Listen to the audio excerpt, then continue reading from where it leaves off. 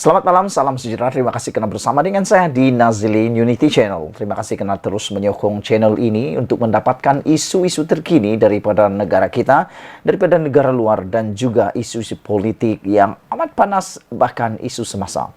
Sebelum kita teruskan isu pada malam ini, jangan lupa tinggalkan komen Anda, tekan butang subscribe untuk mendapatkan isu-isu terkini. Baiklah, saudara-saudara sekalian.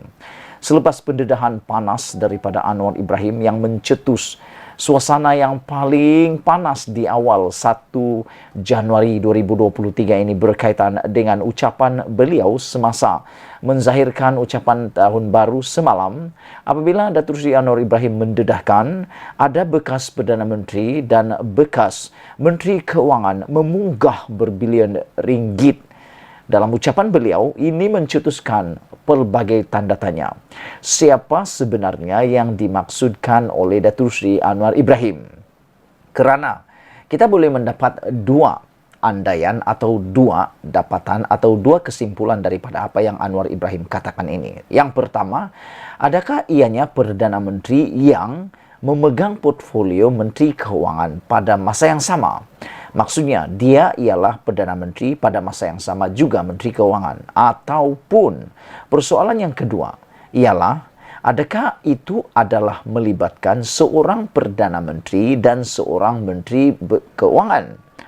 Kedua-duanya kita tak dapat pastikan siapa. Tetapi berdasarkan kepada pengetahuan kita, sekiranya orang itu ialah orang yang mempunyai jawatan Perdana Menteri dan memegang portfolio Menteri Keuangan, satu-satunya yang terdekat dengan Datuk Seri Anwar Ibrahim ialah Najib Tun Razak. Namun, sekiranya senario yang kedua yang berlaku, iaitu Perdana Menteri dan Menteri Keuangan, bekas Perdana Menteri dan bekas Menteri Keuangan, ini juga boleh merujuk kepada dua Perdana Menteri yang sebelum Datuk Seri Anwar Ibrahim, iaitu Muhyiddin Yassin yang menjadi Perdana Menteri tetapi bukan Menteri Keuangan, kerana Menteri Keuangannya ialah Tengku Zafrul Tengku Abdul Aziz, dan Ismail Sabri Yaakob, Perdana Menteri tetapi bukan Menteri Keuangan, dan Menteri Keuangannya juga ialah Tengku Zafrul Tengku Abdul Aziz. Namun demikian, dalam satu pendedahan di Agenda Daily, ada satu perkara yang amat menarik untuk kita ulas dan untuk kita ketengahkan, iaitu bekas Menteri Keuangan, Perdana Menteri punggah berbilion ringgit, kata Anwar. Adakah itu merujuk kepada Najib? Ini persoalan yang dipaparkan dalam Agenda Daily. Sebelum kita teruskan, Anda boleh tinggalkan komen Anda. Siapa pendapat Anda yang mungkin dimaksudkan oleh Datuk Seri Anwar Ibrahim ini? Kita menanti terus pendedahan dan jawapan daripada Datuk Seri Anwar Ibrahim, siapa sebenarnya yang dimaksudkan oleh beliau ini.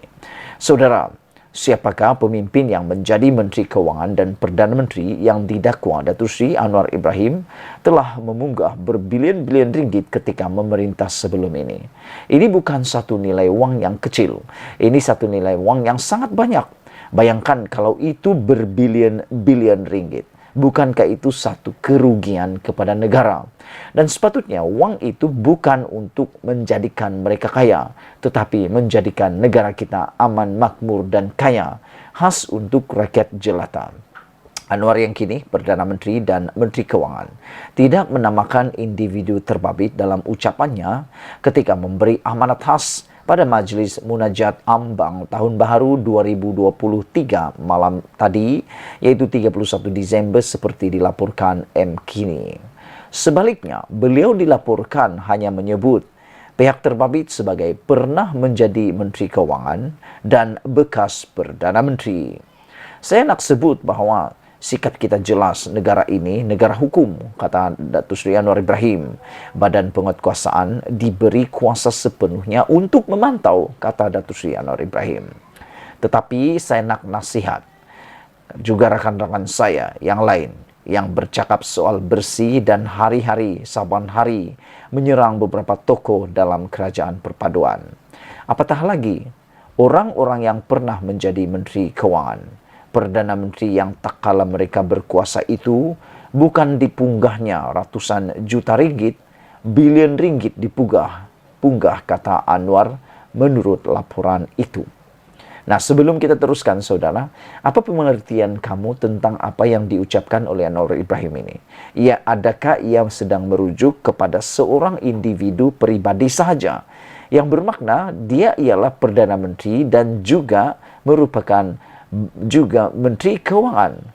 Ataupun adakah Datuk Seri Anwar Ibrahim sedang merujuk dua pribadi yang berbeza, yaitu seorang bekas Perdana Menteri dan seorang lagi bekas Menteri Keuangan? Kita pun tak pasti mana satu yang dirujuk oleh Datuk Seri Anwar Ibrahim. Anda mungkin mengetahui atau Anda mungkin mempunyai pendapat yang berbeza. Anda mungkin mengetahui siapa yang dirujuk atau dimaksudkan oleh Datuk Seri Anwar Ibrahim ini. Sekiranya Anda mengetahuinya, Anda mempunyai idea, Anda mempunyai analisis yang lebih baik daripada saya, sila tinggalkan di ruangan komen untuk memberitahu kepada kami semua siapa agak-agak yang dimaksudkan oleh Datuk Seri Anwar Ibrahim ini.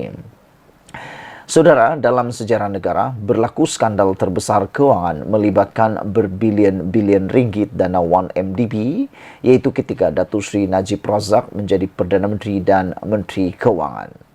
Malah pada 2019, Anwar dalam temu bual bersama Richard Quest di CNN Talk Asia menyifatkan skandal 1MDB lebih teruk daripada apa yang dijangkakan. Ini mengerikan. Ia lebih teruk daripada apa yang kami jangkakan, kata Anwar Ibrahim. Kami fikir ada sesuatu yang dapat kami tangani sebagai sebuah negara, dan kami sedar ia harus menjadi usaha antarabangsa, kata Presiden PKR itu. Untuk rekod, skandal 1MDB tercetus pada tahun 2014 apabila bekas pemimpin UMNO Datuk Khairuddin Abu Hassan membuat laporan polis terhadap syarikat berdaulat negara itu.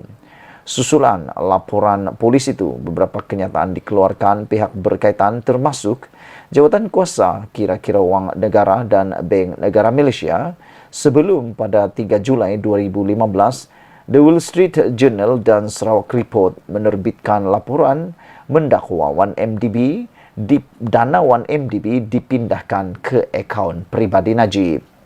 Peguam negara ketika itu Tan Sri Gani Patail juga mengumumkan serbuan dilakukan ke atas syarikat berkaitan 1MDB, yaitu SRC International Sdn Bhd, Gandingan Menteri Sdn Bhd dan Ihsan Perdana Sdn Bhd sebelum khidmatnya ditamatkan mulai 27 Julai 2015.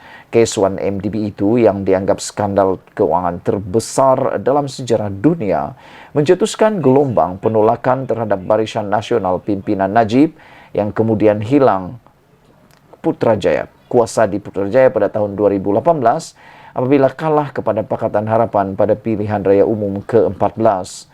Siasatan berterusan skandal berbilion ringgit itu membawa kepada beberapa rampasan dan tindakan oleh pihak berkuasa negara lain termasuk Amerika Syarikat, Singapura, Hong Kong dan Switzerland. Dalam negara, Najib ditangkap dan dituduh di Mahkamah berhubung penyelewengan dana 1MDB selain kes membabitkan 42 juta ringgit Malaysia dana SRC Internasional.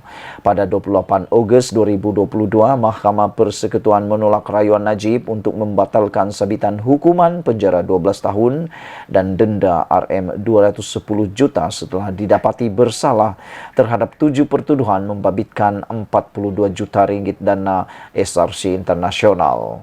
Sekian dulu untuk kali ini. Jangan lupa tinggalkan komen anda, tekan butang subscribe. Malaysia yang kita punya, kita jaga sama-sama, cintai Malaysiaku. Bye-bye.